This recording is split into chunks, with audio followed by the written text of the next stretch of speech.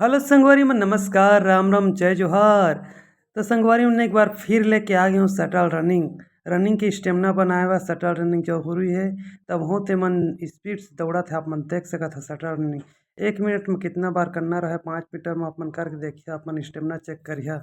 1 minute में अगर 17 बार हो जाते तब ठीक है, नहीं होते थोड़ा स्पीड स्टेमिना डाउन है। तो संगवारी मन आप मन देख सकत है, मन कंटिन्यू 1 मिनट तक कर ही जितना ज़्यादा हो सके मन करके बताही। कम से कम 12-13 घले तो ऊपर कर बेच कर ही। तो संगवारी मन आप मन देख सकत है, स्टार्टिंग ले आप मन गिनिहा तो पता चली मन की कै बार करीस देला।